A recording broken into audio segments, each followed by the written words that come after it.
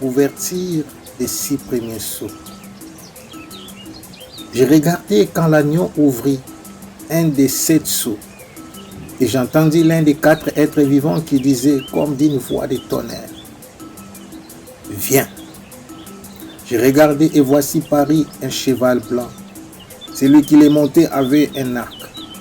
Une couronne lui fut donnée, et il partit en vainqueur et pour vaincre.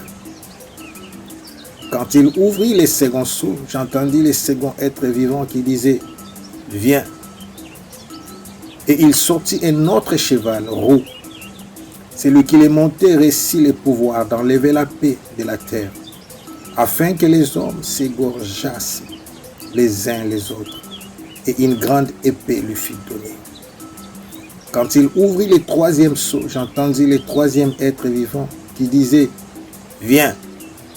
J'ai regardé et voici parut un cheval noir. Celui qui les montait tenait une balance dans sa main. Et j'entendis au milieu des 4 êtres vivants une voix qui disait: Une mesure de blé pour un denier, et 3 mesures d'orge pour un denier. Mais ne fais point de mal à l'huile et au vin. Quand il ouvrit le 4e sceau, j'entendis la voix du 4e être vivant qui disait: Viens. J'ai regardé et voici parut un cheval d'une couleur pâle. Celui qui les montait s'est nommé la mort, et le séjour des morts l'accompagnait.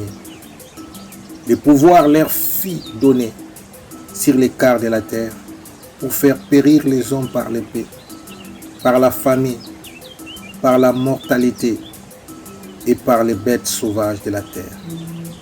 Quand il ouvrit le 5e sceau, je vis sous l'autel les âmes de ceux qui avaient été immolés à cause de la parole de Dieu et à cause du témoignage qu'ils avaient rendu. Ils crièrent d'une voix forte en disant: Jusqu'à quand, Maître saint et véritable, tardes-tu à juger et à tirer vengeance de notre sang sur les habitants de la terre? Une robe blanche fut donnée à chacun d'eux, et il leur fut dit de se tenir en repos quelque temps encore, jusqu'à ce que fût complet le nombre de leurs compagnons de service et de leurs frères qui devaient être mis à mort comme eux. J'ai regardé quand il ouvrit le 6e sceau.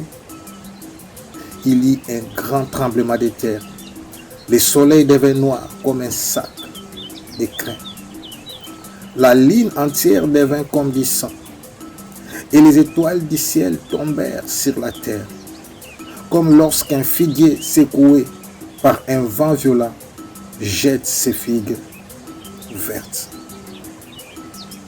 Le ciel se retira comme un livre qu'on roule, et toutes les montagnes et les îles furent remuées de leur place. Les rois de la terre, les grands, les chefs militaires, les riches, les puissants,